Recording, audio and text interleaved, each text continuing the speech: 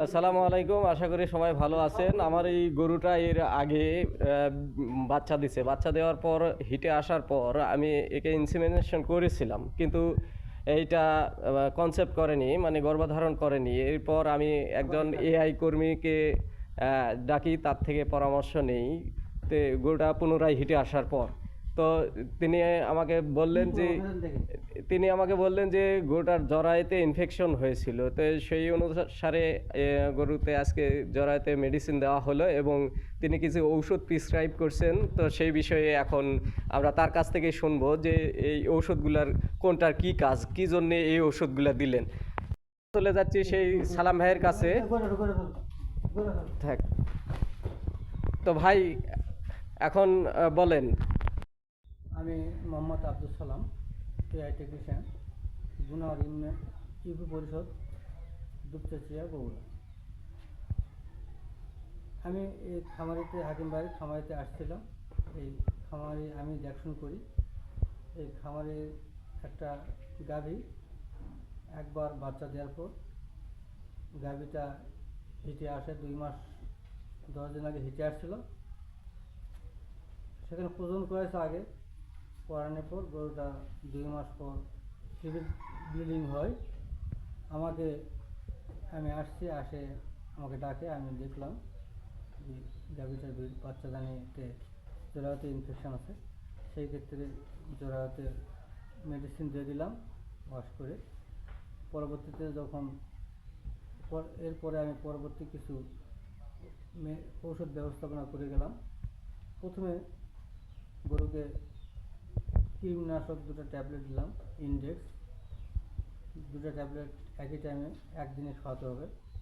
তারপরে দিলাম ভিটা ID syrup, এটা 50 মিনিটে 2 দিন পর খাওয়াবে, এতে গরুর হিট ভালো থাকবে। তারপরে দিলাম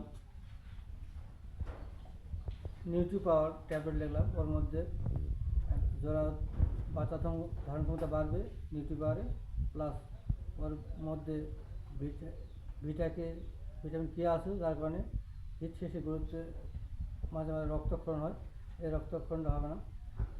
তারপরে দিলাম ক্যামটেক্স অপটেক, এটা দিলাম, এতে গরুর জরায়ুতে জরায়ু মুভমেন্টটা ভালো থাকবে এবং জরায়ুর যে বাচ্চা ধারণ ক্ষমতা বাড়বে। তারপর দিলাম ফসকাল ডিবি ট্যাবলেট দিলাম। গরুর কিছু দুধ দেওয়ার কারণে কিছু ক্যালসিয়াম ডিফিসিয়েন্সির সমস্যা আছে, ফসকাল ডিবি বলা দিলাম, 2টা করে দিনে 2 বার খাবে। এরপর দিলাম এসি, মানে এসি একটা ওএসি একটা সিরাপ দিলাম, এটা 50 মিনিট খাওয়াবে। এতে গরুর পরবর্তীতে যখন হিটে আসবে তখন নিউকাসটা ভালো মতো আসবে। আশা করি এই ব্যবস্থাপনা গ্রহণ করার পর, এগুলো গরুকে মেডিসিনগুলো খাওয়ানোর পর পরবর্তীতে যখন হিটে আসবে তখন আমি ইনসেমিনেশন করব। আশা করি আপনারা সবাই ভালো থাকেন, আর ব্যবস্থাপনাটি ভালো লাগলে আমাকে লাইক করুন। ঠিক আছে ভাই, আপনাদের সুবিধার্থে আমি পুরো প্রেসক্রিপশনটা আপনাদের সামনে তুলে ধরলাম।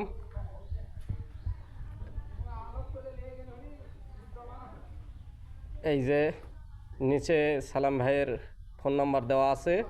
আপনাদের গরুর কোনো সমস্যা হলে আপনারা নিচের এই নাম্বারে যোগাযোগ করতে পারেন, 01727968108।